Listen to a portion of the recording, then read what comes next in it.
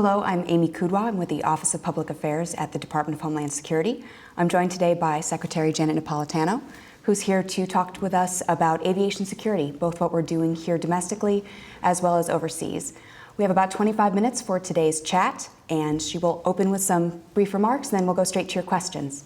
Well, thank you, Amy. And yes, I will be brief, but I think we all understand that aviation security is one of the most important responsibilities of the Department of Homeland Security, and that's both domestically and internationally. And of course, after the events of December 25, I think it reminded everyone that aviation remains a target of Al-Qaeda and how important it's going to be for us to work in a variety of ways to keep improving aviation security. So what are we doing? Well, domestically, at domestic airports, you may have already seen some of the things that we're doing. We're installing advanced imaging technology, which is the next iteration of technology beyond the magnetometer. It will help us detect liquids and powders and gels, other substances that someone may be trying to smuggle onto a plane and use as an explosive. You may see more canine teams. You may see more explosive detection equipment. You won't see, but there will be present more behavior detection officers. And there will be different things at different airports, and I think that's important to remind people of. I'm often given the comment, at this airport I had to do this, and at this airport I had to do that. Well, that's on purpose. We do things on a random pattern basis so that those who seek to do us harm can't rely on predictability. Internationally, of course, we don't actually screen or clear passengers. That's done within foreign airports. But one of the things we can do is work internationally across the community of nations to improve worldwide aviation security. And that's important because aviation is a global system. Once you're into that global system, you potentially can get anywhere. So we have been working with ICAO, which is the United Nations Aviation Branch, through a series of regional meetings. We've already had one in Europe, one in Mexico City. We'll have one in Tokyo at the end of this week. We will have meetings also in Africa and in the Middle East to agree on common standards for airport security and screening, and therefore give everyone around the world confidence in the aviation environment. Our goal at the department is to minimize the risk that there can ever be a successful attack on a United States bound plane. Are there 100% guarantees? No. No secretary would say there are 100% guarantees. But are there things that we can do, practical, common sense things, using our best technology that will minimize the risk? Absolutely. And that's what we are implementing now. Thank you. Well, as you would expect, we have a number of questions on both Facebook and Twitter about streamlining the time it takes to get through security, particularly after the Christmas attack. Here's a representative one from Neil Swartz. He asks, is there anything being done to streamline the security screening process? Or do we think that it just needs to intensify the screening process, making it longer? Or could they make it more efficient and shorten wait times? Actually, we're doing a lot to look at the wait times. I know it's such a frustration for everybody in an airport, but we are conducting a lot of research on, for example, the ability to detect powders or gels in shoes so that people would no longer have to take off their shoes.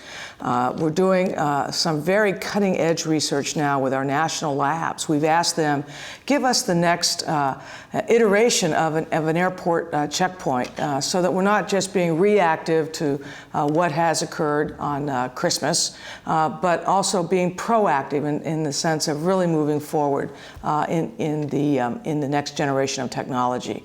We hope as we do that, of course, one of our goals is to minimize the inconvenience and the wait times for passengers. Thank you. We also have a number of questions about privacy as it pertains to these new technologies. Christian Worley asks, why do we have to have these new scanners that potentially invade our privacy when pat-downs should suffice? Plus, we already have metal detectors. Well, quite frankly, a lot of people think pat downs are more invasive than these new technologies. But the new technologies, the scanners, are materially better than the magnetometer because they help us find anomalies that someone may be trying to smuggle onto a plane, a gel pack, for example, secured to the small of the back. And so that, combined with all the other things we do, will allow us to ascertain which passengers really require a pat down and what we call a secondary inspection. Given that, the technology, by the way, is much less invasive. It's not invasive, really, in my view, at all of privacy now compared to the original iterations of the technology. I think those are the pictures that a lot of people have seen. But the current iterations simply give a figure. It is read by someone off-site. They're not even there associating it with you, and the image is not retained at all. Still on the topic of the new advanced imaging technology, Kim Rock asks, are these new airport scanners safe? How can we be sure that down the road radiation won't be a factor?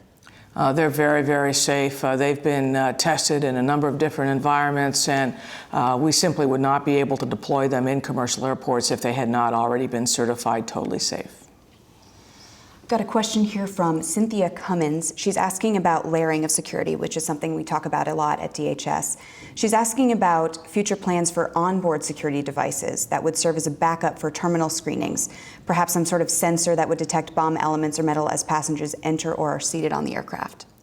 You know, that's a really intriguing idea, and one of the things that we are having research performed on is general sensor technology overall, not just for like inside aircraft, but for example on cargo containers and things of that sort. Right now the technology is not developed quite enough to be available to that extent. But one of the things we are doing on the inside of airplanes is adding to the staffing on federal air marshals.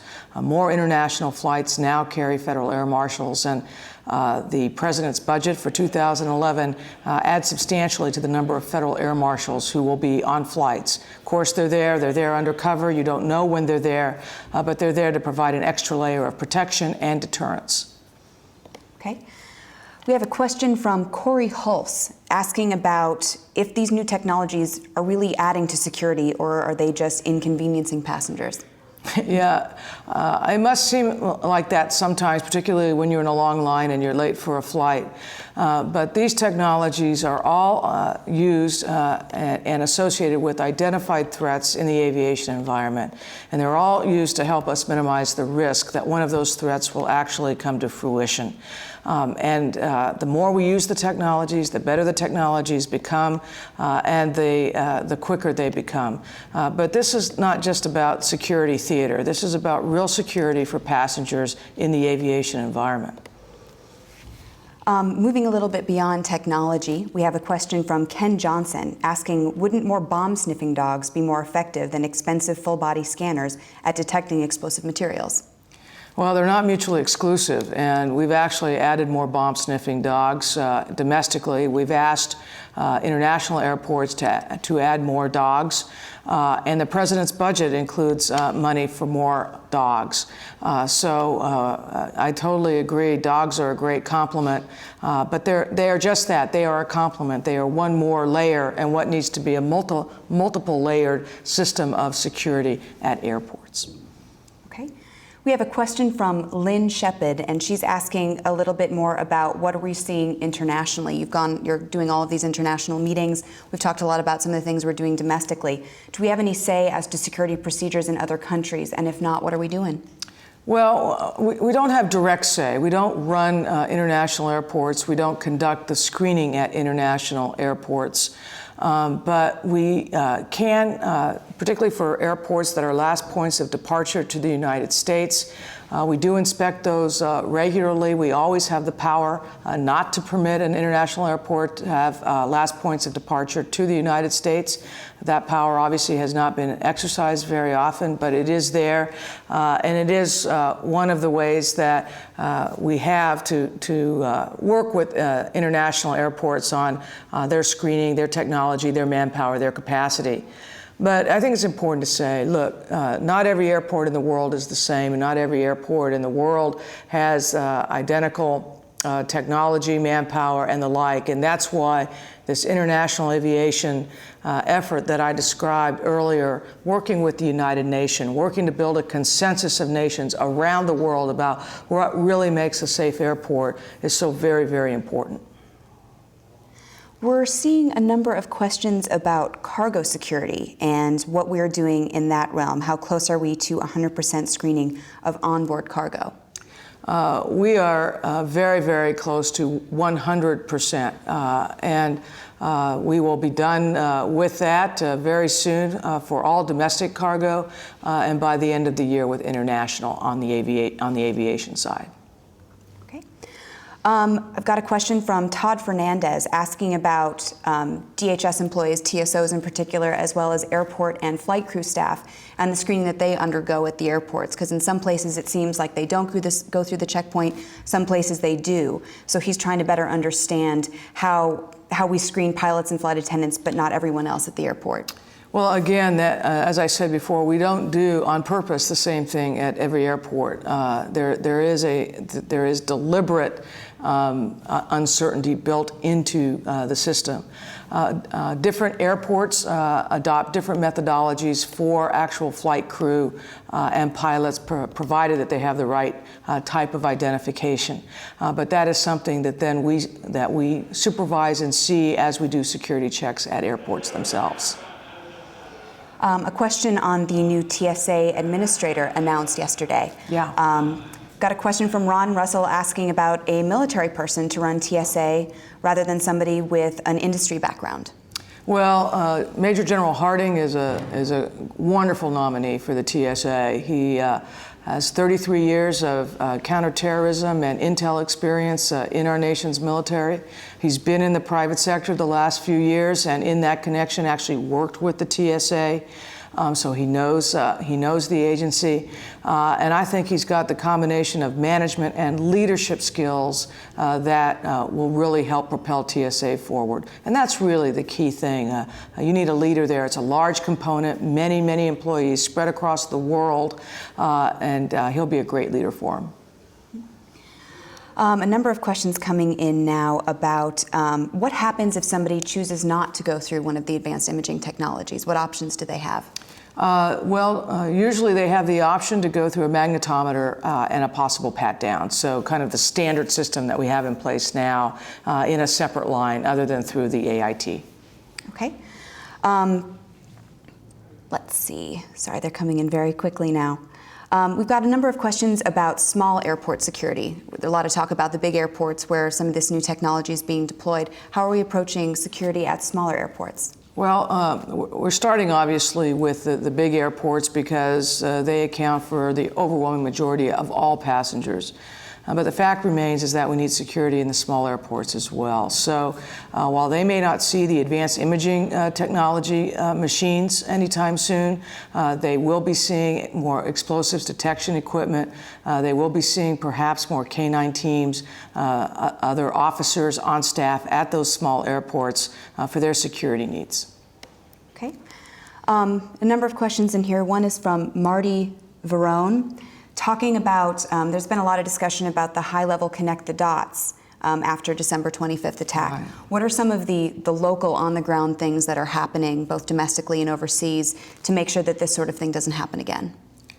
Well, one of the things that's so very important for DHS is our recognition that one federal department alone, no matter how good or how large, can be the answer to our nation's security needs. And indeed, the state, local, tribal law enforcement community around our country comprises 800,000 additional pairs of eyes that really can help meet our security needs. And so one of the things we've been doing is building on the concept of fusion centers where we have federal, state, local law enforcement all in the same place, access to different databases, able to talk with one another in the coffee room, work cases together more easily, follow threat streams, and a place where we can centralize giving out information about threat streams that we're seeing and receive information back. Building that architecture is one of the key initiatives we also have underway at the Department of Homeland Security. Thank you. We have another question on Twitter about trusted traveler programs and where those might factor into the security regime going forward. They will factor in. I think one of the things we have seen is that when they work well, but they are a fairly high maintenance part of airport and airline security. So I think we'll be moving forward on some trusted traveler programs, but perhaps not as quickly as some would like. A question from Michael Allison on Twitter, on Facebook, asking about, as new technology goes online, will people have an opportunity to see the device work, ask questions of the government? How are these new devices going to be introduced to the traveling public? You know, that's a great suggestion, and quite frankly, I think if we had done a little bit more on the rollout of some of these AIT machines, some of the stories about them in the newspapers and elsewhere would have been more complete. But I think we really are focused now on how do we get the public aware and comfortable knowing that their privacy rights are going to be protected moving forward, but that this is a better technology designed for their safety. So we have people in our department now, including you, Amy, who are focused on what is the rollout strategy. And if you have any ideas on that, of things that you would find helpful, I hope you will send those to us. Questions from a number of folks asking about whether these machines are going to come to their individual airports. North Carolina is asking, and just more broadly, are all airports in the United States ultimately going to have these new scanners in place? We are in 11 airports are rolling out right now as we speak. We're obviously beginning with larger airports. By the end of the year, we will have 450 of the scanners installed, and very shortly thereafter, we hope in the next fiscal year to have 1,000. So this is a very rapid deployment. I don't know how quickly it took to deploy all the magnetometers when those were first introduced into aviation. They raise actually a lot of the same questions that we're getting about these. Privacy, safety, will they slow down the lines? And as I think people recognize, now it's just an accepted part of travel, and it's something that we manage our way through. And that's the way we're addressing the AITs and all the new technologies, is adapting the aviation environment to the threats that we're seeing, but in such a fashion that travel is not unduly impinged. We have a question from Slawomir Maniecki, apologies if I got that wrong, about what other measures are being applied to airport safety besides these new scanners. Well, as I've suggested, explosive detection equipment being used on passengers as well as on cargo, more use of K-9 teams, more use of undercover officers, higher utilage of federal air marshals are just some of the layers that we have now added to airport security. And again, we have some cutting-edge research being done in part with our national laboratories, really to help design what the next iteration, the next modality needs to be, so that we really deal with the evolving nature of the threats that we see to aviation. And building on what you just said, we have a question from Sean Williams, if federal air marshals eventually will be on every international flight. I don't know that they will. We find that if we hit a certain percentage, and we do that by true randomization, that really gets you, the mathematicians and scientists will tell you, really gets you pretty close to 100% in any event. So we have increased the number of flights who are covered. They are done on a random basis, but I don't know that we're going to do 100%. Very interesting question, I think, just came in from someone named Rachel Dixon. She's saying that it seems like a lot of the rules and restrictions we adhere to in airports were established after 9/11, but it doesn't seem like they're ever going to be rolled back, even though they don't really add to our security, in her opinion. She's asking your thoughts on that. Well, I'd kind of like to know which ones she thinks don't add to security. I hear a lot about the shoes. We did have the incident before with the shoe bomber, and I will just tell you that the technology right now doesn't allow us to adequately test shoes when they're on a person. We think as technology develops, that will help solve that problem. Same with liquids. I know a lot of people get frustrated by the limitation on the liquids they can bring on. Again, over time, we think there will be technology that will help answer those issues. But nothing that we are doing now, to my knowledge, is unrelated to threats or threat streams that are current or that we know about and that we feel that we need to protect against. Okay, we have time for just a couple more questions. With these new technologies, Michael Allison asks, will family members ever be allowed to accompany to the gate, or better yet, be at the gate when you return home? Oh, that would be nice. That's always a great feeling. Right now, the gate area is designed to be a sterile area, and it's designed to be a secure area in terms of who is actually permitted to board a plane. It may be possible to change that as we move forward, but right now I can't say that. Okay. And just for our last question, we've got somebody asking, hold on. Scroll down here for a second.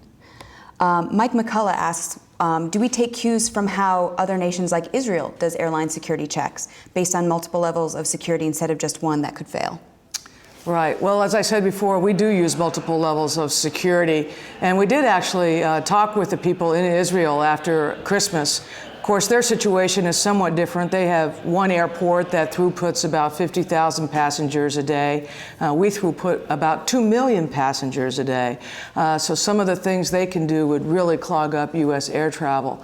But we're always looking at what other nations are doing and sharing that with other nations. And again, that gets back to why it is that we're addressing this not just domestically, but also internationally as well. As I keep reminding people, there were individuals from 17 different nations who were on Flight 253 who would have perished if that plot by Umar Farouk Abdulmutallab had been successful.